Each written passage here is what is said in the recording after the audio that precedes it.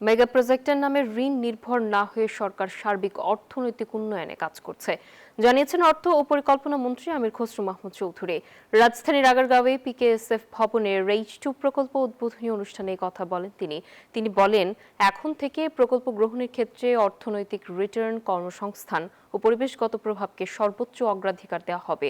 মন্ত্রী জানান, বিগত সময়ে একচিটির সুবিধা নেওয়া সিন্ডিকেট ভেঙে সাধারণ মানুষের অংশগ্রহণ নিশ্চিত করাই বর্তমান প্রশাসনের লক্ষ্য। বিগত দিনের বিভিন্ন অলিগার্কিক এবং পৃষ্ঠপোষকতার অর্থনীতির কারণে সাধারণ মানুষ দেশের অর্থনীতিতে অংশগ্রহণ থেকে বাইরে থেকে গেছে এবং কিন্তু দারিদ্রতা বাড়ছে, এখনো বাড়ছে দারিদ্রতা।